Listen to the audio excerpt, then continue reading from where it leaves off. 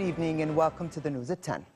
His Majesty met a group of students from the University of Jordan's Prince Al Hussein bin Abdullah II School of International Studies while on a visit there. The King attended an open dialogue on local and regional issues. It tackled economic and political issues, administrative reform and the rule of law, as well as youth's key role in the building, reform and achievement process. The meeting also focused on developments on the Palestinian issue and Jerusalem and efforts to reach political solutions to regional crises. Jordanians celebrated His Majesty King Abdullah's 56th birthday. Born in 1962 as the eldest son of His Majesty the late King Hussein and Her Royal Highness Princess Muna, a royal decree named him Crown Prince in January 1999 and then King a month later after the passing away of his father. King Abdullah joined the Royal Military Academy at Sandhurst in the UK in 1980 and was commissioned as a second lieutenant in 1981. He joined the Jordan Armed Forces Arab Army in 1982 as a first lieutenant and also served with the Royal Jordanian Air Force anti-tank wing, receiving his wings there as well as his qualification as a Cobra attack pilot. In 1987, the King joined the Foreign Service Faculty of Georgetown University in Washington, D.C., completing an advanced research and study program in international affairs. He also received his master's in Foreign Service Affairs. The King continued his promotion in the military when he rejoined in 1989, becoming commander of the Royal Jordanian Special Forces and Special Operations in 1994 with the rank of Brigadier General. In 1996, the King reorganized the Special Forces into selected units and was further promoted to Major General in 1998. On this occasion, the King received cables from world and Arab leaders who wished him good health and the people of Jordan continued progress and prosperity. Other cables also came from the Prime Minister, senior officials and grassroots representatives. And on behalf of the News at 10 team, we wish His Majesty a happy birthday and many happy returns.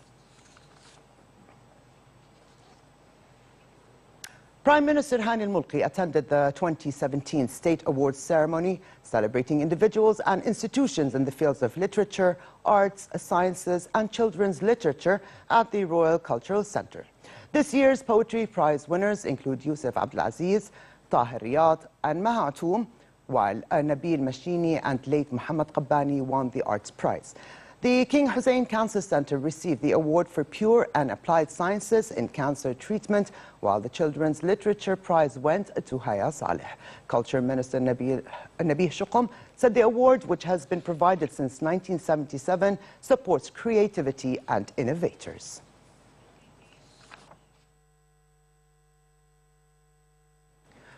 The United Nations Relief and Works Agency for Palestine Refugees describes a U.S. decision to cut aid to the agency as the most serious financial crisis ever in the history of this agency.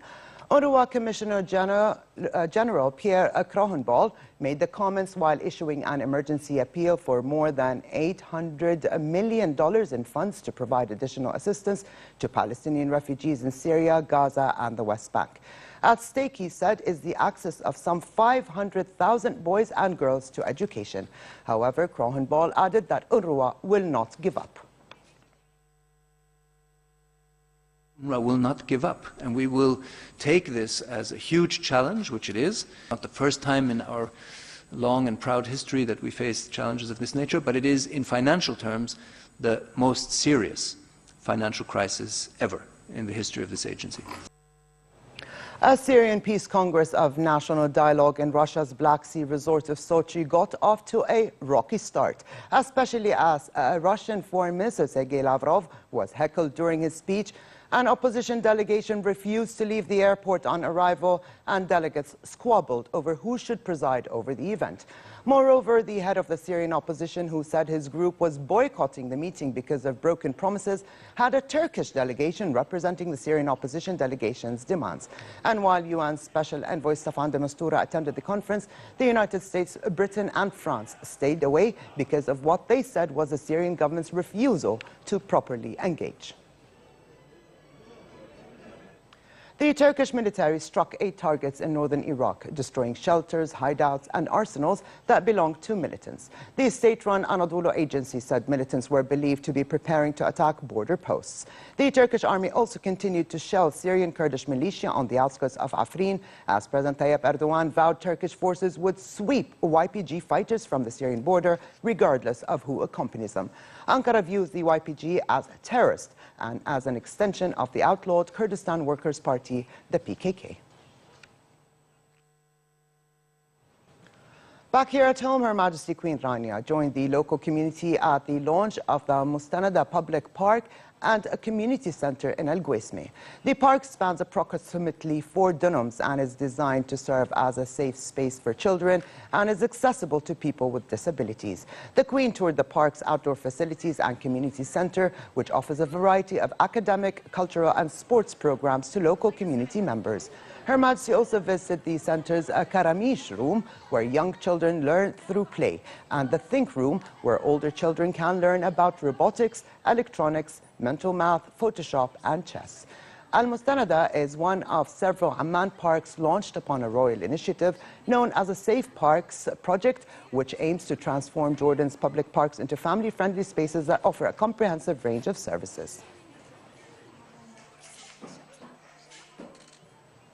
Japan's first robot cafe opened its doors, obviously with a robot replacing the barista to serve coffee.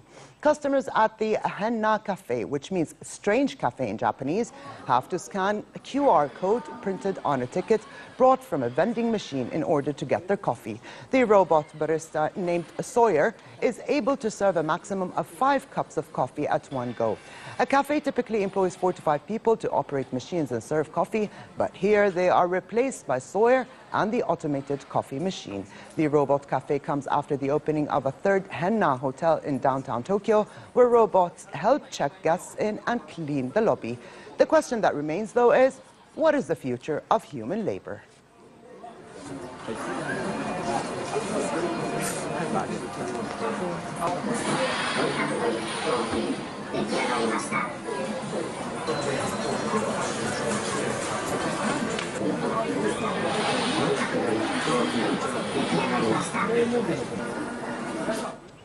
The world's tallest man met the world's shortest woman in front of the pyramids as part of a campaign to boost tourism to Egypt. 35-year-old Sultan Kosen of Turkey. And in sports, Tottenham Hotspur have reached an agreement with Paris Saint-Germain to sign their Brazil winger Lucas Moura. The 25-year-old, who has played 36 times for Brazil, is in London to finalize a $35.18 million move, subject to medical and personal terms being agreed. Lucas is expected to sign a 3.5-year contract with the option of a further year. The Brazilian began his career at Sao Paulo and joined PSG in 2013. He has played over 150 Ligue 1 games for the French side, winning 4 titles and 3 Coupe de France trophies. Realizando grande sonho na minha.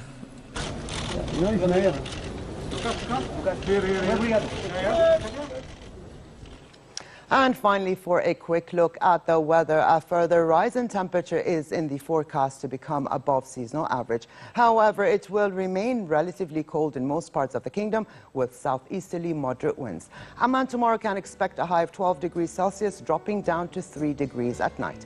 In the Gulf of Aqaba, moderate conditions prevail with daytime temperatures at 23 degrees and a low of 6. And with this, we come to the end of this edition of the news. I'm Alia Tuqan. Thank you for joining us and have a good night.